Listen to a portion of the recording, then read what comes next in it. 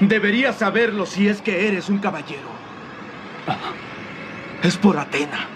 Shiro, ¿quién es esa Athena en la que tú crees? El bebé por el que Aioros arriesgó su vida para protegerlo y al que intentaste matar. Ella es la diosa Athena, Shura.